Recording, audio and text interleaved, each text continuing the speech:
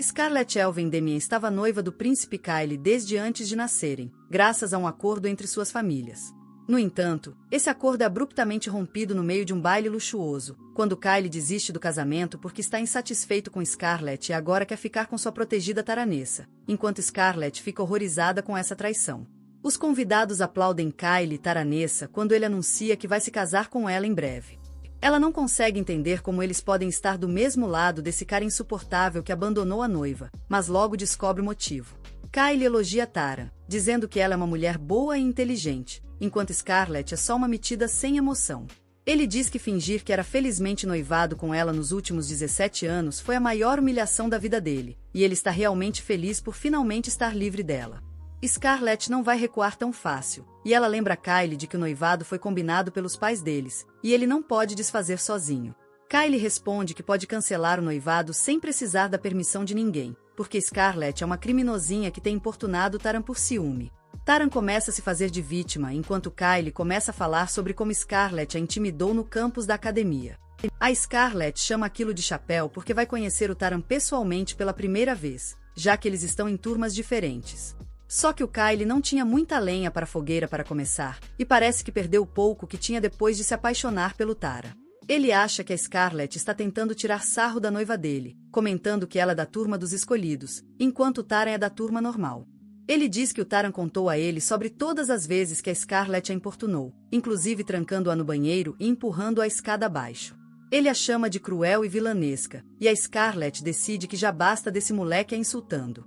Ela diz ao Kyle que nem se importa mais com as acusações, e vai aceitar a anulação do noivado também. Contudo, ela pede uma última coisa ao Kyle antes de terminarem o relacionamento de vez. O príncipe não está disposto a ceder nem isso a ela, mas Taran confia na vitória dela, e ela pede que ele ouça a mulher lamentável para que ela não se arrependa. Kyle começa a beber em agradecimento sua gentileza, e então pergunta a Scarlett o que ela quer. Ela se aproxima lentamente e fecha o punho, dizendo a Kyle que seu último desejo é dar um soco na cara daquela mulher. Kyle se surpreende com a declaração dela e pergunta se ela enlouqueceu. Mas, em vez de responder, Scarlett arremessa um soco no rosto de Taran com uma elegância que até mesmo Muhammad Ali aprovaria. No entanto, por trás desse único soco, há uma história bem longa, e para o bem ou para o mal, precisamos assistir a tudo para entender o resultado. Desde pequena, Scarlett adorava dar uns socos nas pessoas, e quase toda semana. Ela dava uns bons cascates em alguém azarado com os punhos. O irmão dela, Leonardo, sempre a repreendia por suas tendências agressivas, mas Scarlett respondeu que estava fazendo isso pelo bem maior. Embora Leonardo soubesse que Scarlett havia defendido um cidadão comum de um nobre mimado daquela vez, ele não conseguia esquecer como ela parecia com sangue por todo o corpo. Ele disse a ela que ela seria integrada à alta sociedade em breve, em uma cerimônia, e que deveria parar de dar socos nas pessoas e se comportar como uma dama. Isso se provaria o maior desafio para Scarlett, ao encontrar Kyle, um sujeito insuportável, pela primeira vez na cerimônia. Ele disse a ela que ela seria sua serva a partir daquele dia, e Scarlett usou toda sua força de vontade para controlar a vontade de dar-lhe um soco, porque sabia que ele era o segundo príncipe do país, e também seu noivo. Aquilo era apenas o começo do seu sofrimento, já que Kyle continuou a importuná-la e a pregar peças. Embora suas mãos estivessem atadas pela situação familiar, nem mesmo seu pai podia ajudá-la, já que estavam lidando com a família real. Assim, Scarlett suportou a tortura por muitos anos. Eventualmente, completou 15 anos e entrou na Academia Nacional com notas excelentes, conquistando rapidamente muitos admiradores. Infelizmente, Kyle também estava lá, e ele declarou publicamente que ela o serviria como sua escrava, mesmo dentro da academia. Ela já estava imune às provocações e birras dele, então Scarlett manteve a calma enquanto lidava com a situação. Alguns dias depois, Kyle invadiu a sala de aula dela bem irritado e começou a importuná-la, exigindo que comprasse o almoço dele. Scarlett pediu desculpas e disse que faria isso na hora. Mas o cara não se contentou e a puxou para longe para puni-la, deixando seus comparsas vigiarem as meninas para que não contassem para os professores. Scarlett logo descobriu que Kyle estava furioso porque havia sido rebaixado para a turma normal por causa de suas notas baixas, e ele queria extravasar essa frustração atacando-a. Ele decidiu cortar seu cabelo e levar como troféu para sua turma, e até mesmo para os pacientes experientes de Scarlett. Aquilo já estava demais. Ela o mandou parar, ou ela contaria para a família, mas Kyle a insultou, chamando o pai dela de apenas um puxa-saco da família real. Scarlett estava prestes a mandar aquele moleque para o limbo, mas, felizmente, o príncipe Julião estava por perto e interveio na hora para acabar com a confusão. Kylie não conseguiu fazer nada na frente do irmão e saiu depois de levar uma bronca. Scarlett sabia que ele voltaria para importuná-la de novo. Mas ela agradeceu a Julião por salvá-la. Ele respondeu que estava apenas protegendo o irmão mais novo e depois puxou o assunto com Scarlett, que começou a admirá-lo por sua índole. Ela sabia que o príncipe Júlio era o candidato mais forte para se tornar o próximo rei, mas os nobres corruptos o temiam e estavam apoiando Kylie para se salvarem. No entanto, o respeito que ela tinha pelo primeiro príncipe logo se transformou em inveja quando descobriu que Júlio havia tirado a nota máxima em todas as matérias, quebrando sua sequência como a melhor aluna. Ela pensou que Júlio devia ser realmente excepcional e dedicado, mas, ao vê-lo se aproximar e ouvir como ele minimizou a facilidade de obter notas perfeitas, ela ficou furiosa. Levou para o lado pessoal e se dedicou muito para derrotá-lo na próxima vez, mas boatos se espalharam de que Júlio havia perdido de propósito para deixá-la feliz. Scarlett ficou ainda mais irritada com isso e decidiu ignorá-lo completamente, mas Júlio não parava de importuná-la. Ele chegou a segui-la depois da escola, perguntando como estavam as coisas entre ela e Kylie, e Scarlett de repente percebeu que Kylie não tinha feito nenhuma tentativa de importuná-la ultimamente, apesar da humilhação que sofreu outro dia. Ela entendeu que Júlio estava a persegui-la, para que Kylie se afastasse, e quase começou a vê-lo sob uma luz diferente. Júlio então começou de repente a flertá-la, e Scarlett teria caído na armadilha.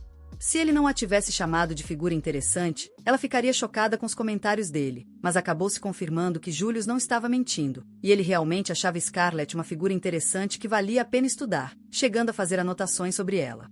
Foi nesse momento que ela começou a odiar Júlio, e desejava dar um soco nele junto com Kylie um dia.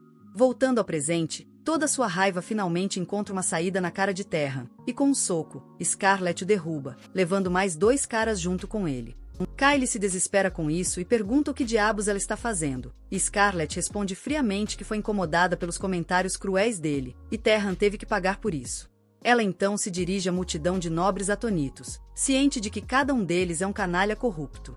Ela está furiosa com eles por terem comemorado quando Kylie cancelou o noivado, então ela veste suas luvas de boxe, que mantém sempre consigo para emergências.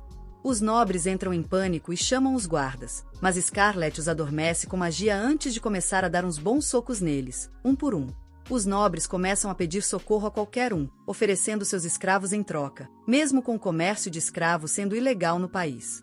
Scarlett percebe que esses caras são um bando de sucatas sem salvação, e ela não sentiria peso na consciência se os derrubasse.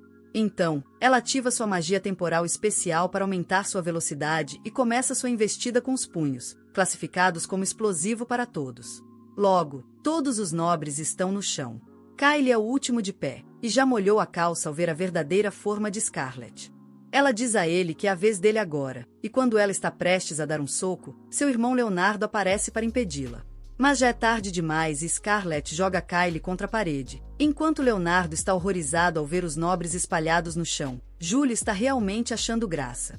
Scarlett quase sente vontade de dar um tapa nele, mas decide não exagerar por enquanto. Ela vai até Júlio e Leonardo para cumprimentá-los, e eles perguntam o motivo da sua explosão.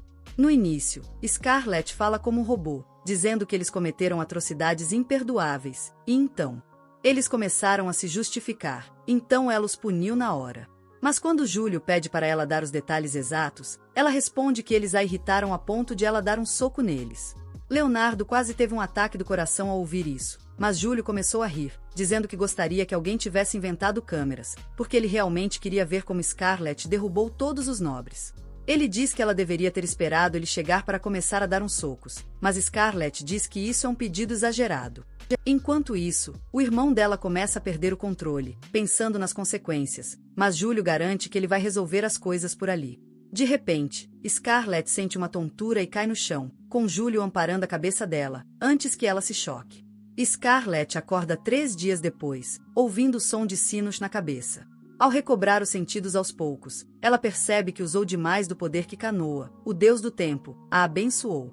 No entanto, no momento em que ela abre os olhos, encontra uma empregada por cima dela, apontando uma faca para ela. Scarlett pergunta com calma quem é a empregada, mas ela manda morrer e tenta esfaqueá-la. Contudo, ela não consegue acompanhar a velocidade de reação de Scarlett e é derrubada contra a parede com um soco imediato. Leonardo chega correndo ao ouvir um barulho alto vindo do quarto da irmã, e fica boquiaberto ao ver que a primeira coisa que ela fez ao recuperar a consciência foi dar um soco em alguém. Enfim, ele a contou o quanto estava preocupado com ela. Quando Júlio entra no quarto, logo que Scarlett se arruma, ele a informa que o noivado dela com Kyle foi oficialmente desfeito, com a permissão das famílias. Kyle foi excluído da herança da família real por proteger nobres envolvidos em tráfico de escravos, e todos os nobres na festa também foram presos. Julieta ficou satisfeita ao ouvir isso, e perguntou a Júlio se ela também seria punida. Ele diz a ela que ela é importante demais para a família real para ser punida, mas enquanto essa polêmica não diminuir, ela vai ter dificuldades para encontrar um homem disposto a se casar com ela. No entanto, ele também tem boas notícias. Júlio diz a Scarlett que seu feito recente virou uma história famosa por todo o reino, e as pessoas estão falando dela como se fosse o Batman. Chamam-na de dama manchada de sangue, que mandou hordas de nobres malvados para a prisão com seus próprios punhos, e ela é como uma heroína para todos eles. Júlio ficou arrasado ao ouvir mais um apelido ameaçador para sua irmã, mas ele o alertou que havia coisas mais urgentes para resolver. Entre os nobres presos, há muitos nomes importantes que ocupam cargos no governo, mas o maior desafio é o primeiro-ministro, que sempre foi o maior apoiador do grupo de Kyle. Júlio disse que o rei também suspeitava da corrupção no grupo de Kyle, então ele formou uma organização chamada SEAL-2 para investigar o caso, e Léo é o responsável atualmente. Ele então chama um dos seus agentes, a primeira pessoa a se infiltrar na facção de Kyle, e trazer informações valiosas. O agente se revela sendo Sigurd, um peão de Kyle, que imediatamente se desculpa com Scarlett por tê-la tratado mal durante todo esse tempo. Scarlett responde que ele merece um Oscar pela atuação convincente, e Sigurd fica cada vez mais preocupado com o que ela diz. Júlio permite que ela o bata se quiser deixar as coisas para trás, e Scarlett aceita a proposta. No entanto, ela apenas toca levemente a bochecha de Sigurd, já que ele também a salvou diversas vezes enquanto trabalhava para Kyle. Depois disso, ela se despede, percebendo que finalmente está livre para fazer o que quiser, agora que não está mais presa a Kyle. A primeira coisa na sua lista é interrogar a empregada que tentou assassiná-la pela manhã. Scarlett vai até o depósito onde a empregada Nanaka está trancada, mas descobre que a moça abandonou suas roupas. De repente, um gato selvagem a ataca. Scarlett o afasta e percebe que a empregada era, na verdade, uma criatura com habilidade de mudar de forma. Ela pede para Nanaka voltar à forma humana para que possam conversar, e descobre que a empregada era, na verdade, um garoto o tempo todo. Ele está determinado a matar Scarlett a qualquer custo, e ela entende que é por causa da escravidão. Um emblema em seu peito que o obriga a seguir qualquer ordem de seu mestre. Ela pergunta a Nanaka se ele estaria disposto a contar tudo sobre seu mestre se ela pudesse libertá-lo, e ele a encoraja a tentar. Scarlett interpreta isso como um sim, e imediatamente o imobiliza no chão antes de usar seus poderes para reverter o tempo no emblema de escravo dele. Neste mundo, todos os humanos nascem abençoados por um Deus, mas a maioria das pessoas nunca descobre qual divindade os abençoa. Quem percebe isso pode usar os poderes concedidos pelo Deus, e Scarlett é abençoada por Canoa, o Deus do tempo, o que explica por que a família real a valoriza tanto. Ela usa os poderes de Canoa para restaurar o corpo de Nanaka ao estado anterior à sua escravização, mas isso a deixa exausta. De qualquer forma, o garoto cumpre sua parte no acordo e diz a Scarlett que quem o mandou para cá foi o primeiro-ministro Godwin. O filho de Godwin estava entre as vítimas de Scarlett na festa, e ele mandou Nanaka matá-la. Mas ele foi enviado aqui bem antes para espionar a família dela. Nanaka conta a Scarlett que Godwin é um sujeito ardiloso, que manda espiões para todas as famílias nobres para descobrir seus segredos e depois os manipula para entrar no esquema de escravidão, para que caiam ainda mais na armadilha dele. Bom, isso foi o bastante para Scarlett, e ela se prepara para visitar a casa de Godwin e dar uma lição nele. Nanaka pede para ela parar, porque Godwin está sempre cercado de guardas, mas isso não vai impedir Scarlett. Então, o criado sugere que ela terá uma chance melhor de derrotá-lo quando ele comparecer a um leilão de escravos em uma semana. Ela ainda não sabe a localização do leilão, mas ele promete a Scarlett que consegue arranjar um contato com o negociante de escravos, pois está disposto a tudo para se vingar daquele sujeito que o escravizou e muitas outras pessoas da sua espécie. Scarlett aceita a ajuda dele e o leva junto, sem saber que Júlio ouviu todo o plano dela. Alguns dias depois, Scarlett e Nanaka vão para a parte mais pobre da cidade em busca do traficante de escravos, e ela comenta sobre um pedaço de mitril que comprou de um garoto por uma moeda de ouro. Nanaka diz que ela se deu mal, mas Scarlett não acredita. Ela então se volta para Júlio, que o seguiu sem ser convidado. No início, ele diz que quer saber mais sobre suas origens, pois isso o ajudará a tornar-se um rei melhor. Mas quando Scarlett o pressiona, ele confessa ter ouvido a conversa dela e percebe que não pode perder essa chance divertida de ver uns caras serem derrubados. Naquele momento, um bando de capangas aparece, e Scarlett fica animada por ter alguém para dar uns socos. No entanto, Nanaka pede para ela controlar os impulsos de lutar, pois ele consegue resolver a situação com um papo. Ela se aproxima dos capangas e oferece pagar para que eles os levem até o mercador chamado Lixo, mas eles se recusam a fazer negócio com gente que aparenta ser fraca como eles. Contam como um garoto disse que uma rica ingênua comprou uma pedra dele por uma moeda de ouro, e eles decidiram tirar vantagem disso. Também espancaram o garoto e pegaram a moeda de ouro a caminho, só para mostrar como os fortes se aproveitam dos mais fracos, e ouvir isso irrita Scarlett. Ela decide que esses caras merecem um castigo e aumenta sua força antes de usar seu poder para acelerar. Ela derruba 3 capangas rapidinho, e depois vai farmando a aura dos 2 que restam, que percebem que estão lidando com a nobre violenta e famosa. De qualquer forma, Scarlett joga o cara da tapa-olho no chão e depois vira-se para o último bandido, que tinha dito que os fortes se aproveitam dos fracos. Ela diz que, pela lógica dele, ela está livre para fazer o que quiser com ele, e ele implora por piedade, prometendo devolver o dinheiro para o garoto. Scarlett diz que ele pode fazer isso depois de levar umas boas, mas o capanga imediatamente usa o ambiente. Usou o traficante de escravos como moeda de troca. No entanto, ele entrega a localização na hora, e Scarlett agradece antes de o nocautear. Ela então se vira para Julius, que aplaude, e pergunta o que ele estava fazendo enquanto ela lutava. Ele pergunta se deveria ter se metido, e Scarlett logo recusa. Depois disso, Julius decide dar um jeito do traficante sozinho, com medo que ele, Nanaka, pode ser identificado, ou que Scarlett o espancaria sem piedade antes de conseguir qualquer informação. Ele consegue fazer isso em poucos minutos, blefando e ameaçando, e descobre o local do próximo leilão de escravos. No caminho de volta, Scarlett chama Julius de um sujeito com cara de golpista, e ele responde que é ainda melhor do que ser um maníaco violento. Nanaka se pergunta se isso é o clichê de inimigos que viram amantes que ele tanto ouviu falar. Mas então, de repente, Scarlett e Julius se alinham e começam a perguntar a ele sobre ideias para invadir o leilão. Em breve, Scarlett vai visitar um nobre chamado Zatorin, que na verdade é o traficante de escravos cujo contato eles receberam. A Thorin demonstra muita satisfação em ver uma nova cliente, mas ainda assim diz a Scarlett que não é apropriado ir falar com alguém como Junk, quando ela poderia ter pedido o endereço dele a qualquer nobre conhecido. Scarlett diz que não importa mais e então pergunta a Thorin sobre o envolvimento dele com mercenários. Zat responde que não houve nenhuma relação comercial e que ele apenas contratou mercenários para trazer qualquer escravo potencialmente valioso que aparecesse nas favelas. Scarlett pergunta o que ele quer dizer com isso e ele responde que anões, elfos, bestial e outras espécies se encaixam nessa categoria. E então ele aponta para Nanaka, dizendo que o Homem-Fera também é um espécime muito valioso, o que deixa Nanaka tensa ao ouvir isso. Scarlett pergunta a Zat como ele descobriu que seu servo era um Homem-Fera e ele responde que tem experiência suficiente na área. Ele começa a rir com isso e Scarlett quase sente vontade de dar um beliscão nele na hora, mas Nanaka impede, dizendo que eles precisam seguir o plano. Enfim, quando o cara doido parar de rir, ele pergunta para Scarlett que tipo de escrava ela quer.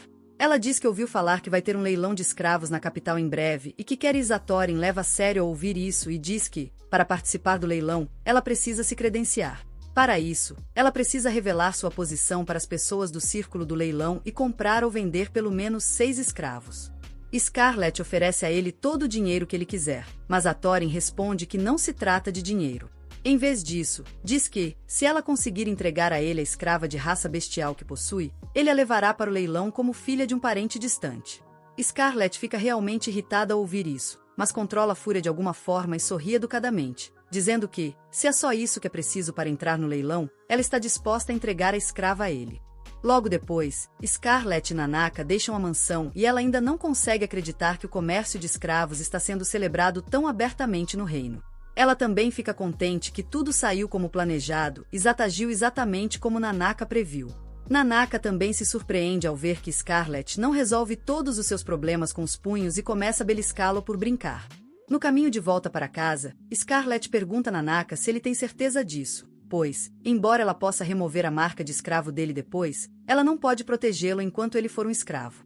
Nanaka responde que pareceu que ele ia botá-lo para leilão e que não deixará ninguém machucar sua mercadoria antes do leilão.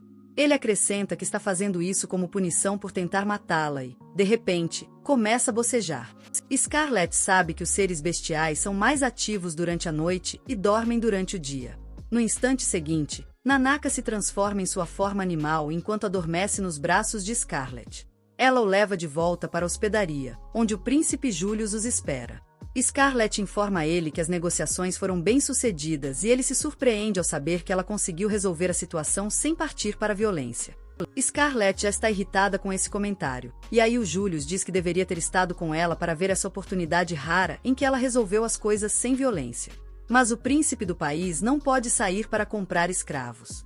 Scarlett não pretende se envolver com ele, então, assim que coloca Nanaka para dormir, decide sair para tomar um ar. O Julius diz que estava pensando a mesma coisa e a acompanha, ficando sempre perto dela.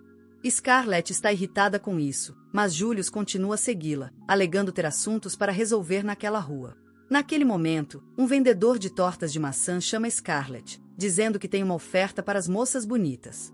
Ele diz que, se ela comprar uma torta, ele dará uma maçã de brinde, e Julius aproveita a oferta e compra 2.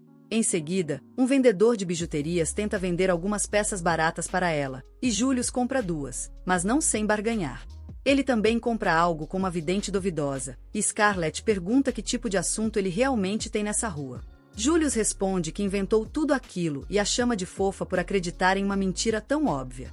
Ela fica bem irritada com ele e bate na parede por não poder dar um soco na cara do príncipe. Julius apenas ri disso e então oferece a ela uma torta de maçã que faz Scarlett se sentir como se estivesse voando para o paraíso. Júlio então pede desculpas por provocá-la, mas ela responde que ele não vai conseguir o perdão dela só com uma torta de maçã. No entanto, adicionar outra torta de maçã resolve a questão e Scarlett logo perdoa. Depois disso, Scarlett comenta que Júlio conhece a cidade muito bem, e ele responde que costumava faltar às aulas para explorar a cidade. Ele pergunta como ela se sente ao ver o mercado e Scarlett comenta que, quando Kayla mandava comprar pão para ele, ela não tinha muito tempo para observar. Mas agora, vendo o lugar, o mercado parece um ambiente animado. Julius fica contente que ela tenha gostado e diz que, toda vez que ele vinha aqui, queria que ela visse o lugar. Scarlett se pergunta se ele a acompanhou só para mostrar o lugar para ela e pensa que, se ele tivesse dito isso logo, ela não ficaria tão chateada. De repente, Júpiter começa devagar, dizendo que odeia ficar entediado. Desde pequeno, as únicas coisas que chamavam sua atenção eram feias e bizarras. Ele sempre esteve cercado por nobres bobos que queriam bajulá-lo, e teve que fingir estar bem o tempo todo. Mas então ele viu Scarlett, que não parecia nem um pouco interessada nele. Para piorar, ele viu seu irmão mais novo a importunando. Então ele decidiu falar com ela, e disse que podia reclamar com o pai se Kayla a estivesse assustando. Mas Scarlett apenas deu a ele um sorriso estranho ao dizer que ele tinha contado uma piada boa. Foi naquele momento que ela conquistou a atenção total dele, e ele nunca mais parou de achá-la interessante. Ele diz de novo que acha a maioria das coisas no mundo sem graça, mas odeia tédio. É por isso que ele tenta manter coisas interessantes por perto, e agora, ninguém é mais interessante para ele do que Scarlett, com essa vibe. De repente, ele se inclina para beijar sua bochecha e Scarlett fica boquiaberta. Júlio diz que isso não é o amor romântico tradicional, mas ele tem certeza de que gosta dela e que ela é muito querida para ele. Mais tarde naquela noite, enquanto Scarlett está sozinha em seu quarto, ela ainda não consegue acreditar no que aconteceu. Ela se joga na cama, se perguntando se o beijo foi mais um dos truques da princesa para irritá-la. No dia seguinte, Scarlett vai encontrar Zashan e diz a ele que vai entregar Nanaka para ele. Mas ele precisa cumprir sua promessa. Ele concorda, mas antes, pede Scarlett para provar que o escravo é realmente um ser folclórico. Ela pergunta se ele não confia nela, e ele responde que é política dele confirmar a mercadoria antes de aceitá-la. Scarlett ordena que Nanaka se transforme, e ele imediatamente se vira um gato, um cachorro ou o que quer que aquela criatura seja. Zashan fica satisfeito ao ver aquilo, e justamente nesse momento, um homem grande e assustador, com presas brotando da mandíbula inferior, entra na sala. Ele encara Scarlett e pergunta se ela é a escrava que estão trazendo naquele dia. Zack diz para o escravo, chamado Donovan, que Scarlett é uma cliente deles, e os seres bestiais com ela também são escravos. Nanaka claramente não parece feliz em vê-lo, e Scarlett também percebe que Donovan é meio humano e meio criatura mágica, o que o torna um licantropo de luz. Zack pede desculpas pelo comportamento rude do seu escravo e então manda que ele vá embora. Donovan se anima ao vê-lo e comenta que os bestiais são conhecidos pela regeneração rápida. Ele coloca uma coleira de metal no pescoço de Nanaka e começa a puxá-lo, mas Nanaka resiste, o que o deixa irritado. Ele balança seu chicote com espinhos no ar para acertá-lo, mas, de repente, Scarlett agarra o chicote com as próprias mãos. Ela diz a Zack que o escravo dele é bem comportado, e se ele não tiver coragem de puni-lo, ela pode fazer isso por ele. Donovan apenas debocha dele, e até Zack olha com desdém para Scarlett, dizendo para ela não provocar o servo dele, já que ele é um aventureiro experiente. Ele diz que ela precisa ser tão forte quanto um capitão de cavaleiros para derrotá-lo, e Scarlett pergunta por que isso importa, ficando confusa e ouvindo que ele só está preocupado com ela. Mas então Donovan declara que já é tarde demais. Ele não vai deixar uma mulher pisar no seu orgulho, e decide dar-lhe uma lição. Ele começa a puxar a corda das mãos dela, mas nem consegue tirar da pegada firme da Scarlett. Ele tenta com mais força, e o Zack diz para ele parar de brincadeira, porque não tem como uma garota vencer um cara numa categoria de peso bem superior. O Donovan responde que está se esforçando ao máximo, e então a Scarlett pergunta ao Zack se o Donovan também vai para o leilão.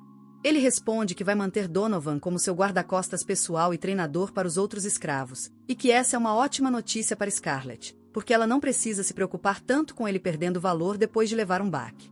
Então, de repente, Scarlett arremessa Donovan para o alto antes de socá-lo em direção ao céu. As flappers de Zachariane ficam chocadas ao ver isso, mas Scarlett não se importa com ele. Ela se vira para Nanaka e tira sua coleira, para ver que ele está sangrando.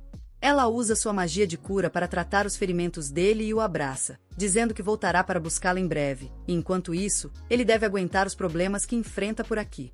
Scarlett se volta para o nobre sobre a janela quebrada, e ele diz a ela que não precisa pagar pelo conserto.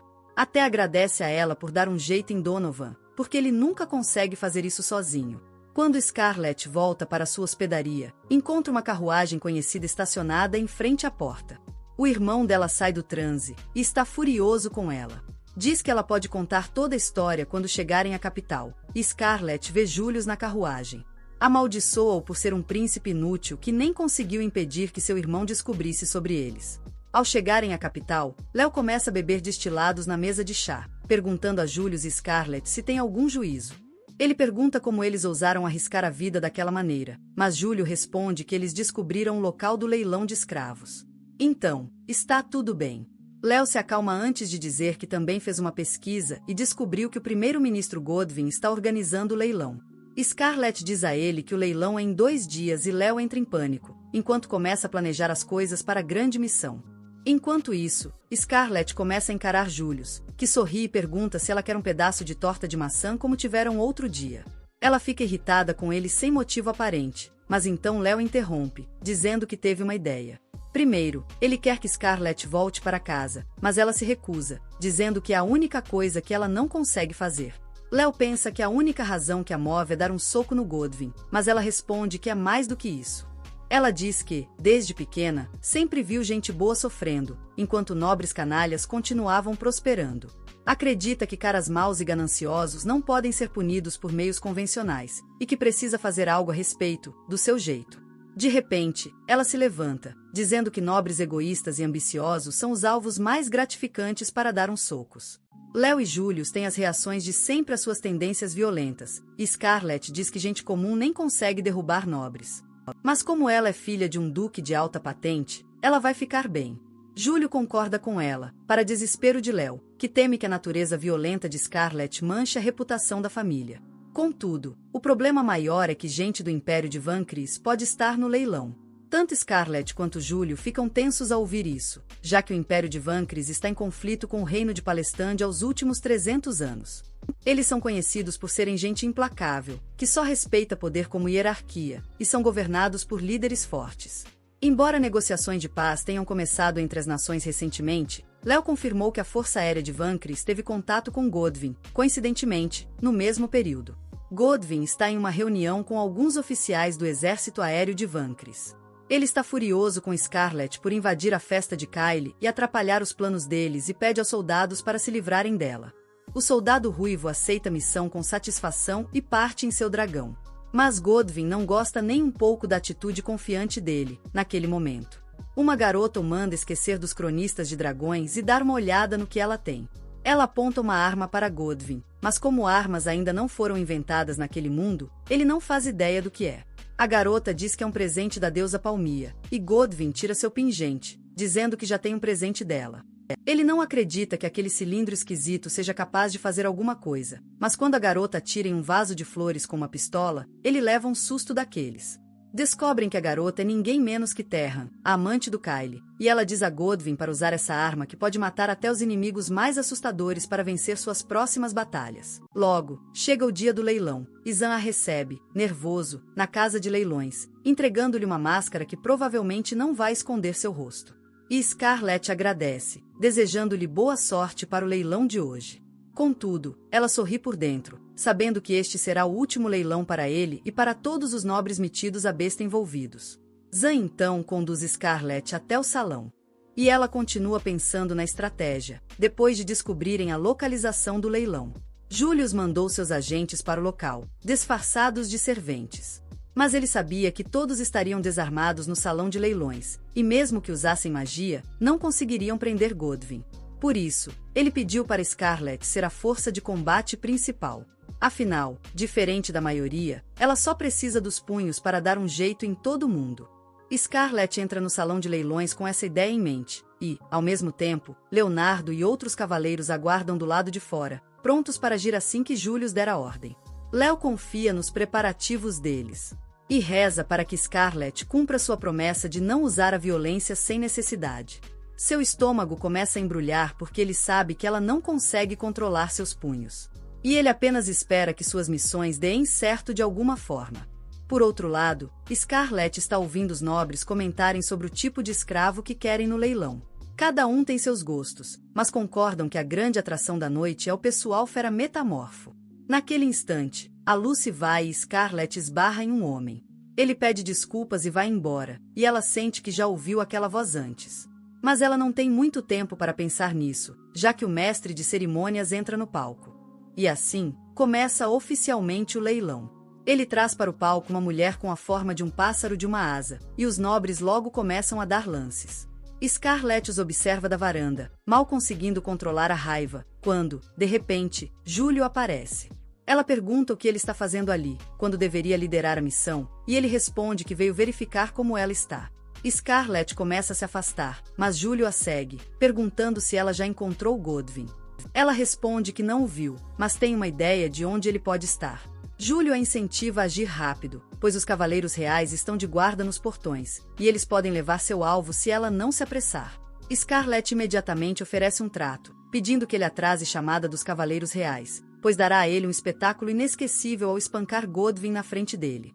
Júlio se convence na hora ao ouvir a proposta. Porque foi por isso que ele se juntou à tropa secreta. No entanto, apenas conseguir a divulgação dos documentos do primeiro-ministro não é suficiente para ele, e ele pergunta a Scarlett o que ela lhe daria em troca de atrasar a ordem aos cavaleiros. Ela pensa por um instante e então promete jurar lealdade à coroa e ao reino pelo resto da vida. Julius rejeita a proposta na hora, dizendo a Scarlett que não está pedindo para ela fazer nada pela coroa. Ele segura o rosto dela com carinho, pedindo que ela jure lealdade a ele. Scarlett responde que, no fim das contas, será a mesma coisa, já que ele será o próximo imperador, mas Júlio diz que ele está impaciente. Ela hesita, mas o príncipe deixa claro que ela não vai conseguir o que quer se não prometer lealdade a ele agora. Scarlett desiste e jura fidelidade a ele, e Júlio fica bem feliz em ouvir isso. Ele pergunta sobre o paradeiro de Godwyn depois de resolver tudo isso, e Scarlett acredita que ele está supervisionando tudo do terraço mais alto. Julius diz a ela que eles devem se apressar para o local dele, caso em que Scarlett responde que está mais ansiosa do que ele para resolver isso e, ao mesmo tempo, dar um jeito no primeiro-ministro corrupto na prisão. Guardas levam embora uma mulher élfica, deixando sua filha para trás. Ela se esforça para acompanhar a mãe, mas Nanaka a segura, dizendo que é inútil. A menina começa a chorar enquanto os outros escravos rezam a deuses e santos para que o salvem, mas Nanaka promete que todos estarão seguros. Por outro lado, Scarlett acalma os guardas e Julius elogia seu controle mágico. Ela começa a fazer beicinho por causa disso, lembrando de que ele a venceu nos testes práticos de magia na academia, e Julius fica feliz em ver seu ciúme. Naquele momento, eles se deparam com um bando de capangas e Scarlett percebe na hora que são os seguranças particulares de Godwin. Ela decide tratá-los como um petisco antes da refeição principal, tira as luvas para usar seus nós dos dedos cravejados de diamantes. Nem usa a bênção de canoa para aumentar sua velocidade e dá um baile nos capangas, antes de arrombar a porta do aposento onde Godwin está curtindo o espetáculo com seus aliados mais próximos. Enquanto todos ainda estão tentando entender o que está acontecendo, Scarlett entra no cômodo com confiança e tira a máscara, dizendo a Godwin que está louca para dar umas na cara dele. Godwin fica chocado ao vê-la, mas o filho dele está furioso porque tem uma conta a acertar com Scarlett. Ele lança um feitiço de raio para atacar Scarlett, mas Júlio usa o anel real para cancelar o feitiço na hora. Godwin entra em pânico ao ver o anel real, capaz de anular qualquer feitiço lançado por aí. Daquele império, porque só o imperador e Júlio podem tê-lo. Júlio logo começa a se esforçar ao máximo, e a nobreza corrupta entra em pânico porque está perdida. No entanto, eles se convencem de que o sujeito loiro à frente é um impostor, e Godwin decide lidar com ele e Scarlett rapidamente. Ele ordena que um escravo especial seja trazido para isso, e Scarlett identifica a fera feroz como Donovan, que simplesmente se transformou em sua forma animal. Naquele momento, Godwin ordena que Donovan elimine Scarlett e Julius, mas ela chega e corta a mão dele. Scarlett percebe que o cara com quem esbarrou antes era Sigur, que continuava agindo como um fiel seguidor de Kyle para se infiltrar no leilão. Godwin está furioso agora, e ordena que todos ataquem os invasores. Sigur assume o comando do outro lado e diz: Scarlett e Julius ficaram para trás. No entanto, Scarlett agarra a gola dele e o puxa de volta, dizendo que os nobres dali são alvos dela, e ele não vai tocar neles. Ela o deixa com adrenalina mil enquanto diz que ele só pode lutar contra Donovan, e ela cuida do resto da corja. Ele aceita a ordem na hora e deixa Scarlett se divertir, manipulando os nobres e criando um pequeno furacão. Ninguém sequer se atreve a chegar perto dela ao ver seu sorriso ameaçador, mas Scarlett vai atrás de cada um, jogando alguns para fora da varanda em sua fúria. Logo em seguida, Léo entra correndo para ver o que está acontecendo, pois não recebeu o sinal do príncipe, e fica horrorizado com a cena sangrenta. Scarlett está parada, orgulhosa, em frente a uma pilha de nobres derrotados, e Léo pensa que ela se tornou uma assassina em massa. Scarlett diz a ele que, contidos para que ninguém morra de verdade, mas justo naquele momento eles notam Sigur tendo dificuldades para lutar contra Donovan. O restante dos convidados está correndo em pânico, e Léo pensa que alguns deles podem escapar nesse ritmo. Júlio concorda com ele e decide que eles devem mobilizar os cavaleiros, mas Scarlett o lembra que ela ainda não resolveu o problema do Godwin. Mesmo assim, Júlio ordena que Léo envie os cavaleiros atrás de Godwin. E Scarlett diz que essa não é a promessa que ele fez. Ele garante que só ela terá o direito de dar uma surra no primeiro-ministro. Léo se vira ao ouvir isso e pergunta que diabo está acontecendo. Júlio explica que trocou alianças com Scarlett, então tem que cumprir a promessa feita a ela. Léo fica chocado ao ouvir isso, porque ele achava que Júlio e Scarlett haviam trocado votos de casamento. Ele se emociona só de pensar que a irmã finalmente encontrou alguém com quem quer passar o resto da vida, mas Scarlett não entende por que ele está fazendo tanto alarde. Júlio percebe que ambos são meio lerdo quando o assunto é entender o clima, mas decide ignorá-los e manda um sinal para os cavaleiros esperando lá fora. Logo, Léo também se recupera do seu ataque de drama e usa sua habilidade especial. Chamou de clarividência para escanear a mansão inteira. Ele encontra Godwin e seu filho indo em direção ao telhado e, logo em seguida, avista um dragão pairando acima. Os três correm para o telhado, e Julius comenta que sua teoria de que Godwin estava trabalhando com os cavaleiros de dragão do Império Vencido se confirmou. Ele diz que precisam se apressar ou Godwin vai escapar, mas, infelizmente, eles estão no porão, e há 5 andares no caminho. Scarlett tem um jeito de superar aquela dificuldade, e tira os sapatos enquanto pede para Léo libertar Nanaka e todos os outros escravos. Em seguida, ela ativa o poder da aceleração, atravessando um lance inteiro de escadas em um único salto. Ela pula pelas paredes antes de quebrar uma janela e então salta diretamente para o telhado. Usar tanta energia de uma vez impõe um fardo pesado ao corpo dela, mas o dragão e Godwin estão no campo de visão dela agora, e ela não vai deixar o velho canalha escapar. Enquanto isso, Godwin e seu filho alcançam o andarilho de dragão e começam a xingar. Dizem que um soldado qualquer como ele deveria descer do dragão e enfrentá-los em igualdade, mas o andarilho está furioso com eles. Chama-os de humanos insignificantes e ordena que seu dragão cuide deles. O dragão se prepara para derrubar os dois caras, mas, justamente nesse momento, Scarlet desce do céu como um meteoro e bloqueia a cauda do dragão, avisando sua cavaleira que não pode deixar que ele machuque seus alvos. Ela já esmagou o filho de Godwyn sob seus pés e diz casualmente que ele é o próximo. No entanto, a cavaleira do dragão de repente salta do alto, dizendo a Scarlet que nunca esperava que alguém parasse a cauda do seu dragão com apenas uma mão. Ele se ajoelha diante dela e joga o capuz para longe. Ele diz que se apaixonou por ela. Pede-a em casamento, para surpresa geral, mas Scarlet recusa a proposta e o dá um tapa. O dragão tenta vingar seu mestre atacando Scarlet, mas ela agarra sua boca e o imobiliza no chão. Nesse momento, o dragão montado se levanta, e ao ver Scarlet derrotá-lo e seu dragão, fica ainda mais interessado nela. Ele insiste de novo para que ela aceite a proposta dele, mas ela o golpeia no estômago para tirar o ar dos pulmões. A ruiva continua a tagarelar sobre como ela é linda, forte e elegante. Então Scarlet afasta, achando que isso seria o suficiente para derrubá-la. No entanto, ela se levanta e, mesmo cambaleando, ainda quer que Scarlet aceite o pedido dela, porque nunca viu uma mulher tão decidida como ela. Scarlet manda ela parar de agir como se fosse palhaça porque ela sabe que é uma força da natureza. O primeiro príncipe do Império Vâncrica chegar aqui para eliminar o Godwyn incompetente. Godwyn entra em pânico ao ouvir isso, e então confirma a declaração de Scarlet. Ele afirma que veio para matar Godwyn e seus seguidores porque gente como eles é a maior ameaça à paz de ambos os países. Al arremessa sua lança em Godwyn para acabar logo com isso, mas Scarlet destrói a lança com um chute, mandando dar um passo atrás. O príncipe se aproxima na hora e agarra a perna dela, e Scarlet percebe que ele estava apenas fingindo fraqueza, já que seu corpo ainda parece em ótima forma. Ela pergunta se ele realmente confia em sua resistência, e Godwyn confirma, dizendo que tem a capacidade de fortalecer seu corpo como aço, então não pode ser derrotado por ataques físicos.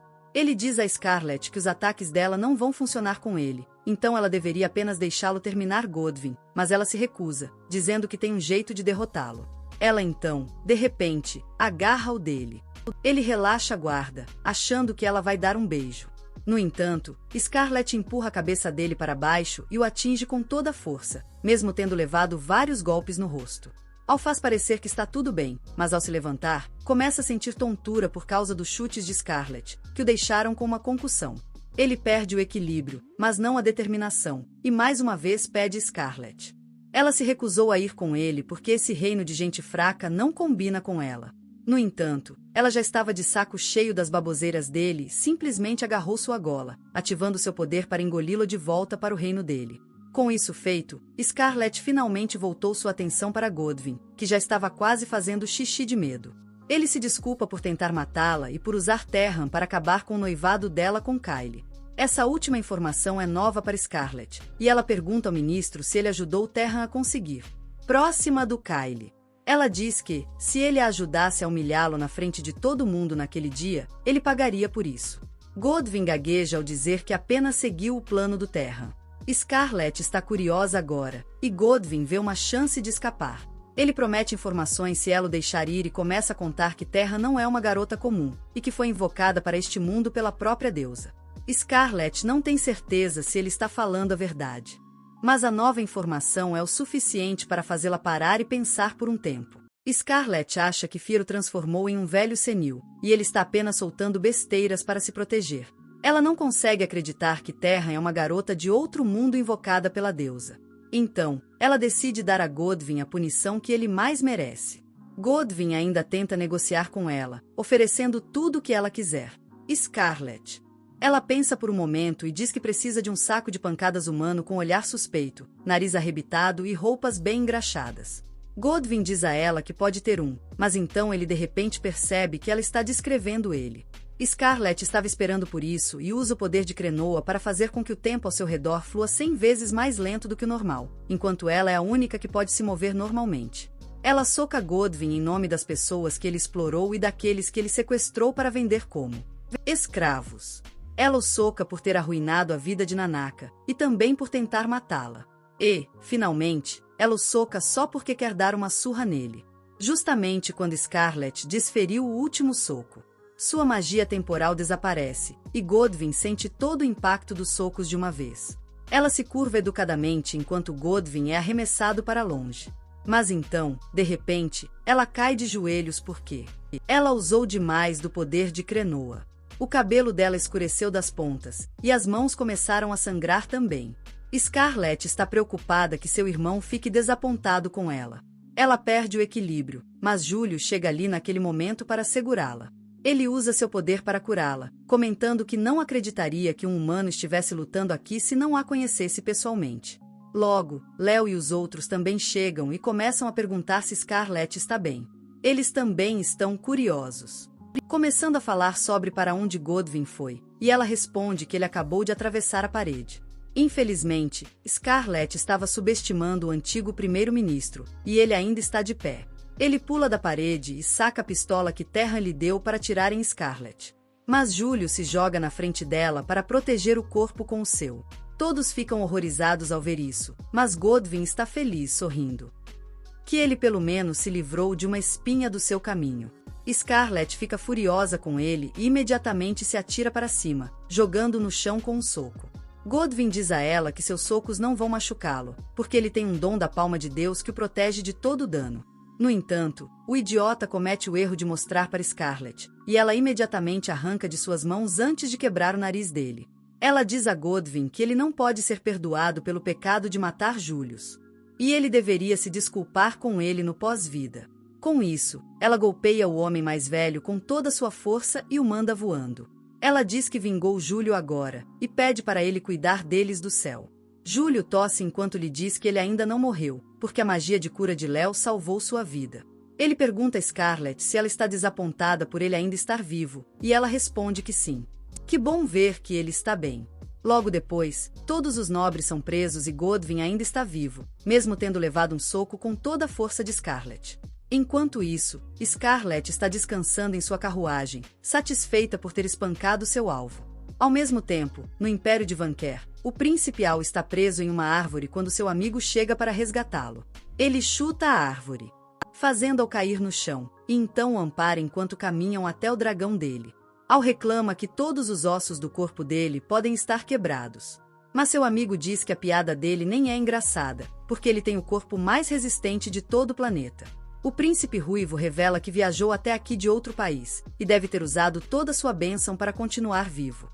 Apesar disso, logo, eles chegam ao dragão e voam para casa, e no caminho, a loira pergunta ao Al se ele conseguiu brincar com o brinquedo que queria.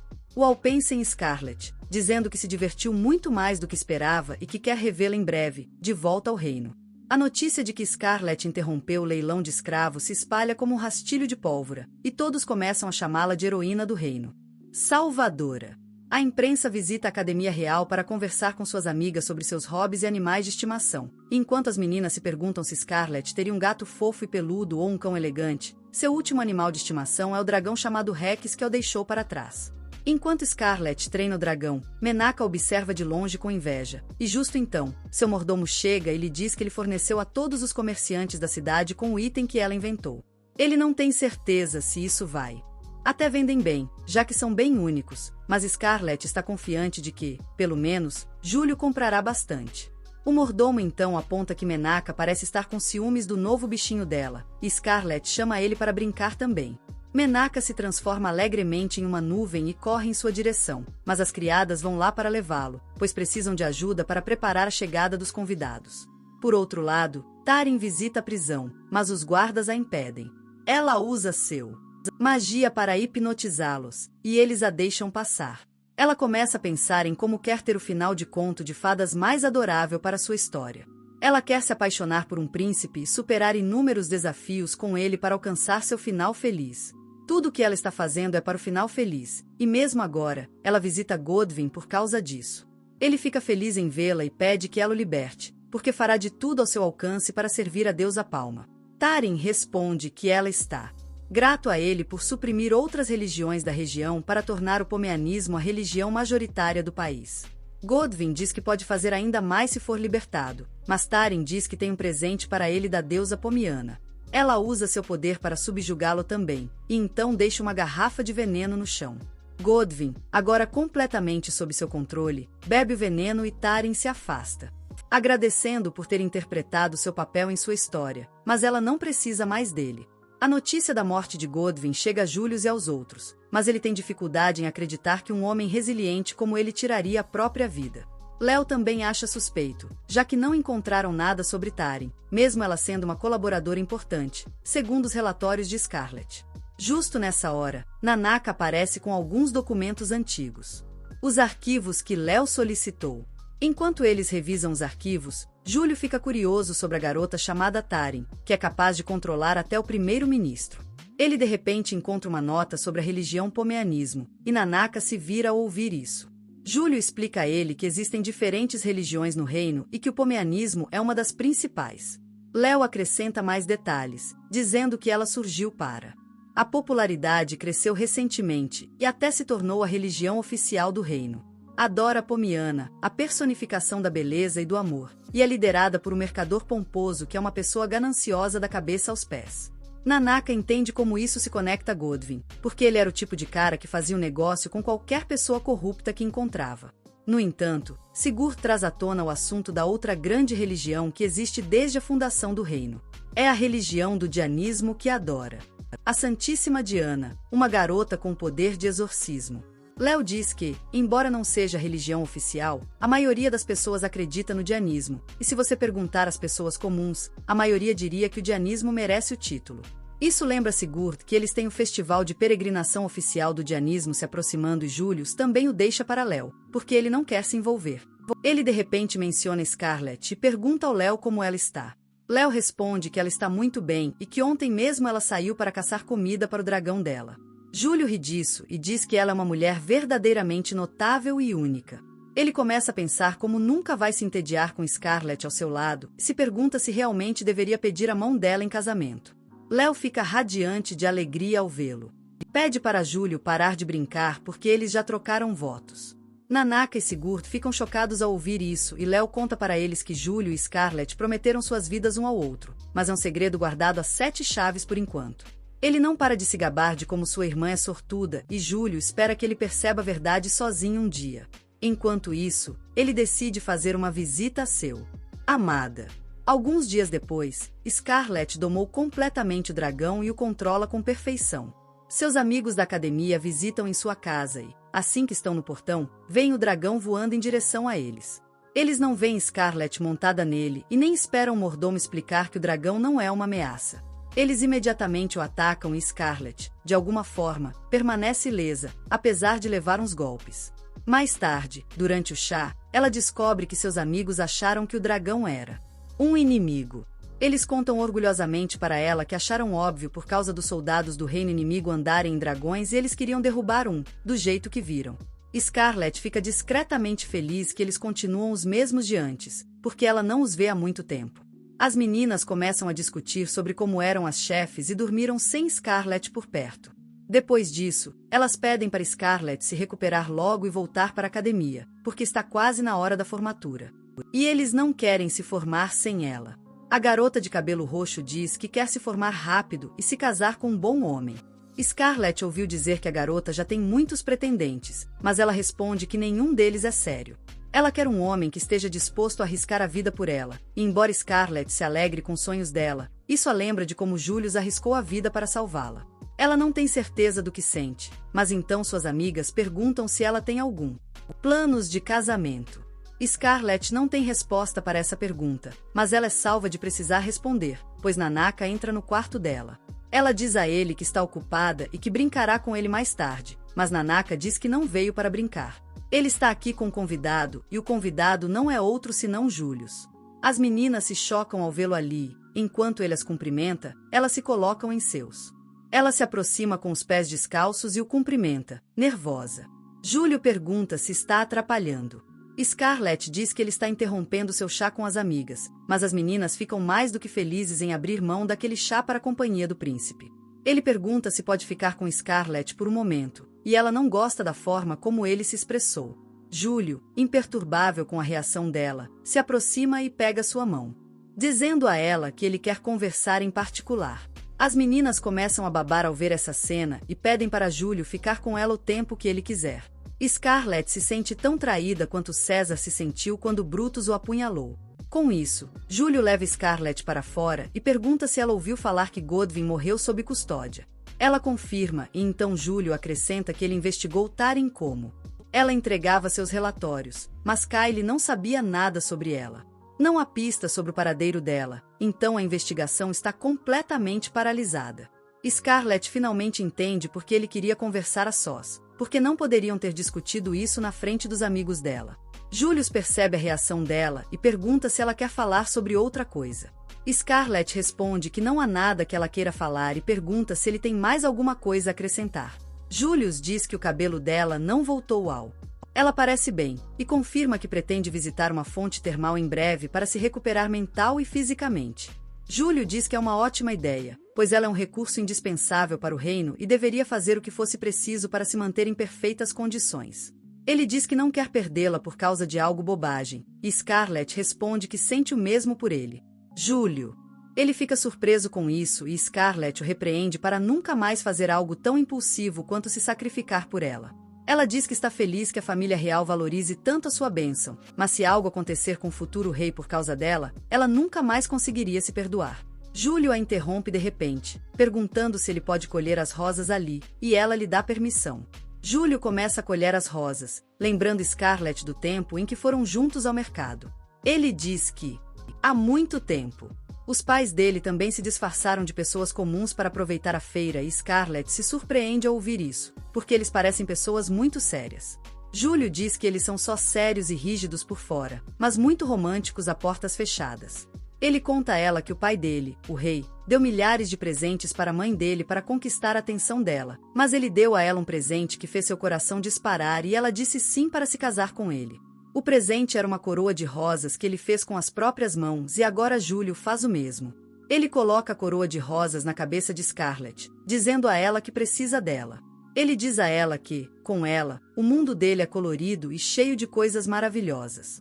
Mas sem ela, é cinza e sem graça. Ele então. Ela segura delicadamente o rosto dela, dizendo que ela roubou seu coração e o coração de Scarlett dispara. Ela sente as pernas tremerem quando Júlio se aproxima e a convida para ficar com ele para sempre. Scarlett está prestes a dizer sim, mas então Júlio a chama de seu brinquedo mais amado e o humor dela piora. Ela pergunta se ele realmente colocou amor ao fazer essa coroa de rosas e ele afirma, dizendo que colocou o amor que sente por sua. O brinquedo mais divertido de todos. A Scarlett está furiosa agora, mas o Júlio vai embora de boa, dizendo que não sabia que ela era tão fascinada por fantasias românticas, como as outras garotas da idade dela. Ele diz que quase esqueceu que ela era humana depois de vê-la socar nobres para todos os lados e que não imaginava que ela quisesse uma confissão romântica. A Scarlett não responde, mas em vez disso, veste suas luvas com proteção para os nós dos dedos, perguntando a Júlio se ela tem permissão para dar um beliscão nele. Alguns dias depois, Scarlett aprecia a brisa fresca da noite enquanto reflete sobre a resolução do caso anterior. Ela sente que o desaparecimento de Karen e a morte de Godwin são presságio de coisas ruins por vir. Mas também há coisas boas que a esperam ansiosamente. Scarlett lê uma carta da irmã Tess, que expressa seu grande desejo de conhecê-la. A irmã Tess menciona as flores que crescem na igreja e revela que quer conversar sobre. Scarlett sorri ao ler a carta e sussurra para si mesma aconteça o que acontecer. Eu vou proteger a Diana. No dia seguinte, Scarlett diz a Léo que quer fazer um tour pelas fontes termais, mas ele desconfia dela e acha que é só um disfarce para ela ir atrás de alguém. Ela pede que ele confie um pouco mais na irmã. Mas, ao descobrir que seus votos com o príncipe Julia não eram votos de casamento como ela pensava, ele perdeu toda a confiança nela. Enquanto Léo continua reclamando sobre o incidente, Menaka serve chá e observa o mapa. Ela aponta que a viagem de Scarlett para a fonte termal fica perto da Catedral de Santa Tess Diana e pergunta se ela quer confrontá-la. Léo entra em pânico ao ouvir isso e percebe que Scarlett fará uma viagem para. As fontes termais são visitadas todo ano, mais ou menos nessa época, e o trajeto é sempre o mesmo da peregrinação à Terra Santa.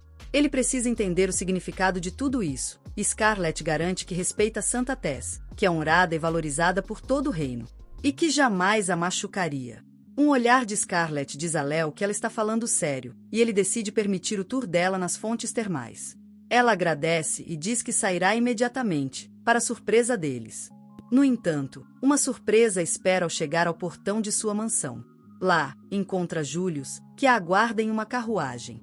Scarlett, no mínimo, demonstra irritação, mas não consegue impedir a presença de Julius.